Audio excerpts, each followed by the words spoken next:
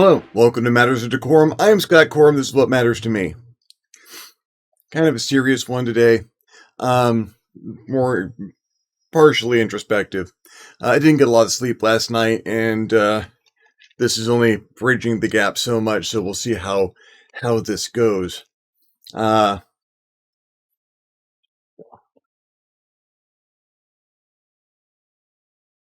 the end of a session of play, I like to ask if everyone at the table is still having fun. And, 95% of the time, the answer is just yeses across the board. And yeah, you get used to that. I get used to that. I work very hard to try and make sure the spotlight goes around the table and that everyone has a chance for engagement.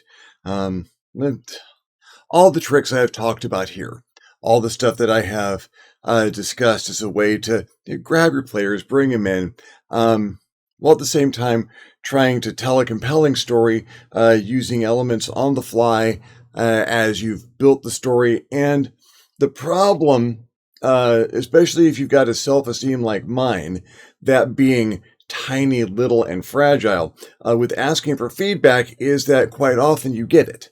And sometimes it is not necessarily the feedback you want. This isn't actually a bad thing. Not really asking for the feedback just to stroke my tiny ego, which requires all the support that it can get. Although I do have to admit, sometimes it feels good. No, I genuinely need to know if someone's not enjoying themselves at the table.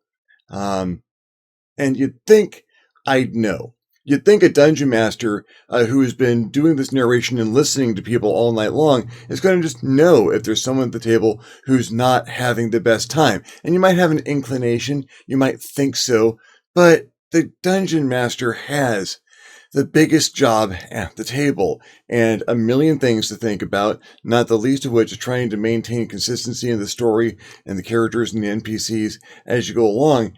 And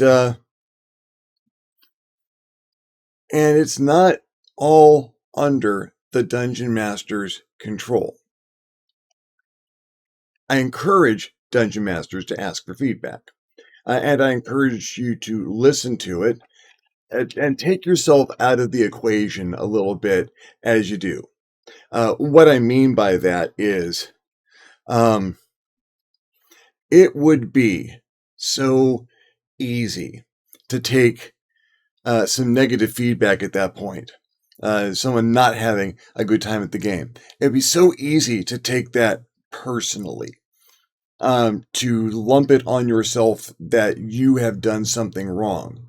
And that is a possibility. I'm not going to say it's not.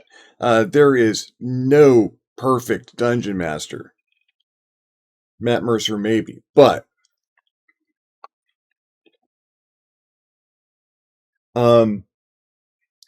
we are human. We are doing a complicated job. There is a lot of things to do. We are going to make mistakes. Half of good DMing is spackling with so much detail and zazz that people don't notice the mistakes. It's like painting a wrecked car with a really, really good color. At the very least, people notice the color and might not notice the missing headlights quite so much. But given that we are imperfect beings, that simple bit of feedback that I didn't have a good time, does not necessarily mean you did much wrong. There is a lot going on in that situation. What constitutes a good or bad time isn't entirely up to you at that table. Shocker, I know.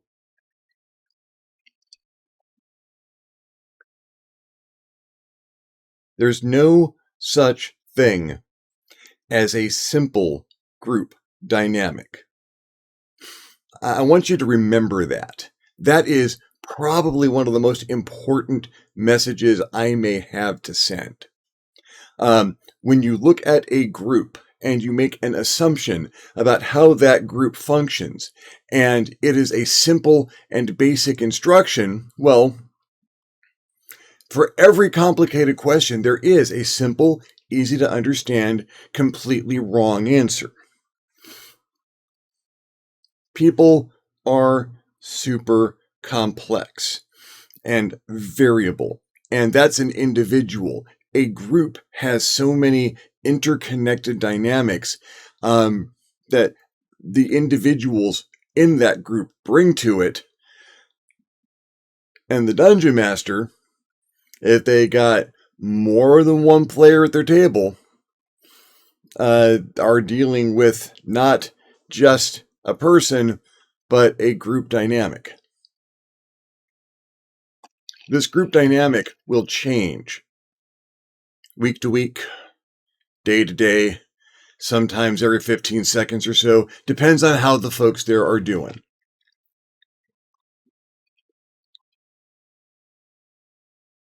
It is a matter of friendship and camaraderie and genuinely caring about the people at your table that will lead you to start off with, how's everyone doing? I always start with, how's everyone doing? How are you doing? If someone doesn't chime in there, especially with the online presence, and how are you doing? How's it going right now? And that's for a number of reasons. One, because I genuinely care. For the most part, these are not only people I spend time with, but my friends.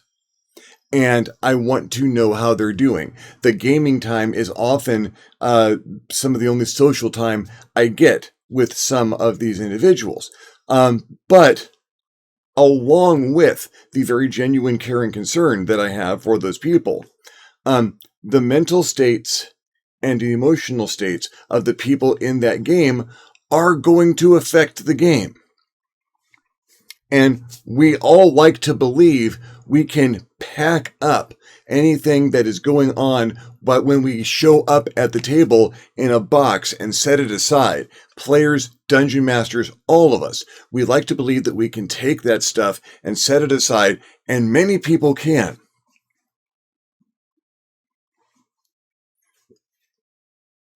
Or at least many people believe they do.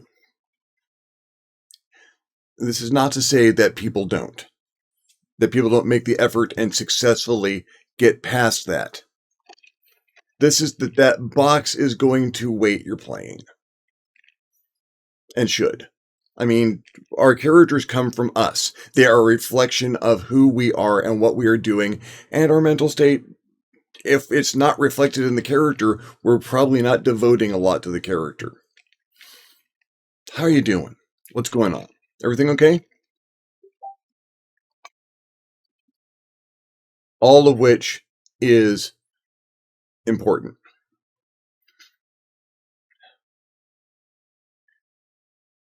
You get that feedback that things might not have gone as well as you were hoping, or that someone did not have the experience you were really hoping that people get. You're at that game to introduce tension to player characters. You're taking these fictional characters that the players associate with and vibrate with. They get they're playing out portions of their personality through these things. There is a connection between the player and the player character, and you are stressing the player character. That can cross a line into stressing the players. And to some degree, you want there to be that feeling of stress, of tension. You want them to feel like there's a genuine set of consequences out there for their character. That's what gives this hobby its rush. That little bit of adrenaline, that little bit of dopamine, that norepinephrine running up the vagus nerve. Just a little bit. And that's a hard dosage to control sometimes. And when there are things going on between people, even if it's just between characters, a player character can do stuff that upsets another player character so much that it upsets their player. And it perfectly justified. This is what my character would do. This is what would happen. In response to the stress that is being applied to my character does this thing, which applies stress to another character. That can happen. Again, dynamics are complicated. People are complicated. Complications happen.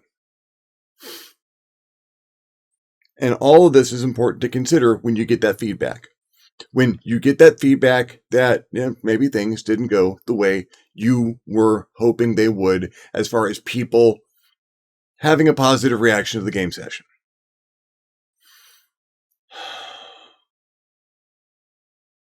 And in the short time, the short duration, the immediate response, it's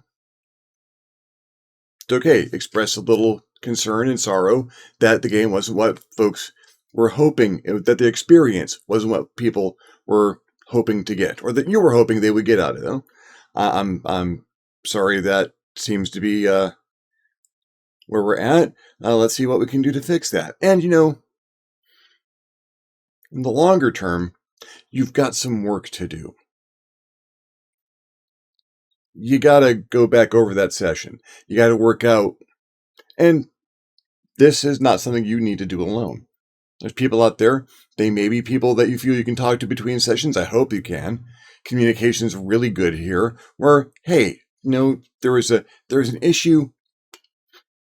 What happened, and what can we do to resolve it? It seems kind of tense. Is there something that I can do to help in this situation? And maybe there is, and maybe there isn't, and that's okay. You reach out, you see where people are at, where things are at, where the players are at. Maybe more than one of them. Maybe you facilitate some communication. Maybe you just listen. Sometimes you just listen. Sometimes you just get an understanding, and you have to try and navigate this the next time you sit down to the table. Thankful that there is a next time you sit down to the table. I have seen inter-party conflict wreck a game. I've seen conflict between the player and the game master wreck a game. I've been that player. I've been that game master. And it is never pleasant, and you have a room full of people who are upset with everyone, and you want to try to avoid that. Never forget, though, these are people. These are people, and people are amazing and complex as individuals. And when you start putting us together in groups, it is a whole other ball of wax. Group dynamics is a field of study, and should be. And it's not something people get together all the time and we just talk and everything's fine. And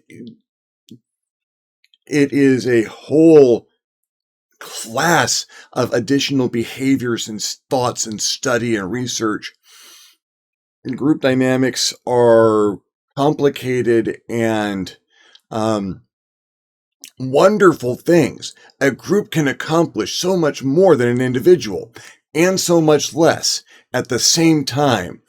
And that is what is being harnessed in this activity that we love so much. This is the power that is being harnessed in a game. Games are the power of group dynamics made manifest. Role-playing games, tabletop role-playing games, are the powers of group dynamics made manifest. And all of the flaws of group dynamics at the same time. Having an understanding of this helps, but more than anything else, the Dungeon Master is best served by understanding it is not a simple process. Understanding there is not one factor in any single situation, that there are people's emotional states and the emotional states of the conversations and the people, the characters' emotional states, which can differ from the players' emotional states, or might not be differing from the players' emotional states, depending on how involved they are and how those conversations have gone, and the difference between the conversations between the players and the player characters and how you are interacting with them. And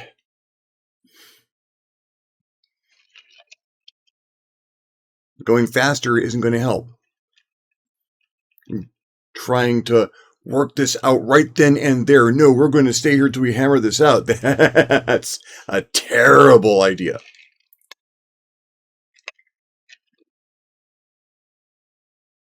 It's not good if people walk away mad. It's worse if you try to make them stay together mad. Because mad and upset needs time to dissipate, like heat.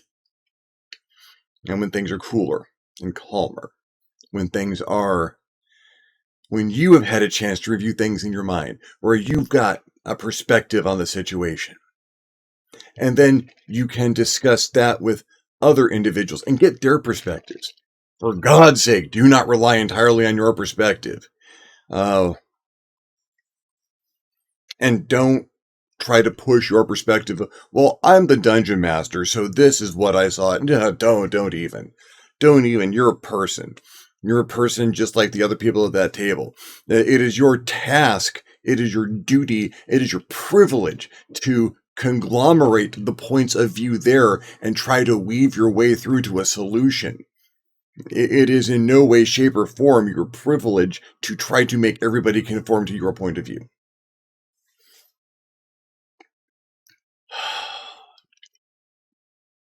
And if I'm coming across heavy-handed, a lot of this is because I'm trying to tell this to me. Because this is the point in time where I would normally just collapse on myself, but that was Scott from 5 years ago. And Scott now doesn't do that anymore. Because Scott now can't afford to have that much turmoil. And there doesn't need to be. It's not that big a thing. It's affecting one of your groups, a group of friends, and that is important. It is affecting a certain amount of time you spend every week or every other week, and that is important. Especially in these times where that can be your only contact with certain people or people. So it is important, but don't let it weigh down everything else you have to do. Deep breaths, something relaxing, or something stimulating, or perhaps something both. Work it through. Your perspective, find out other people's perspective, see if you can find a common ground, and, okay. See if you can find a path forward, and if you can, excellent. And if you can't, maybe work it out in game, or maybe just be ready that, okay, this game is going to change. We might need to play something else. People might need to switch out some characters. This might be where this game starts and another one starts. And that can be sad because things end. That can be happy because things begin again. And one way or another, the game, those characters, that situation, that story, as important as it feels to you and to all the people there, is less important than you and all the people there.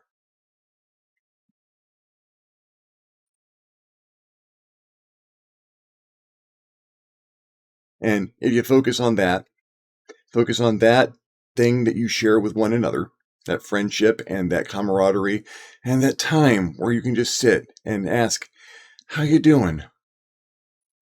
Not because you're trying to gauge responses for how you're going to manage group dynamics, although that's a part of it, but more and mostly because you want to know, how you doing? Everything okay? Anything I can do?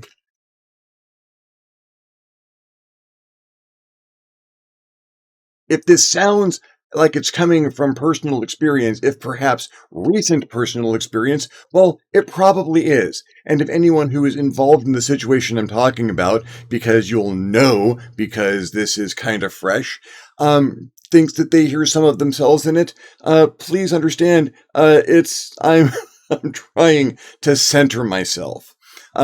Because it is important for me to get that feedback. It is super important for me to get that feedback. And it is more important for me to process it correctly. And, small amounts of sleep, large amounts of caffeine, not the best way for me to do it.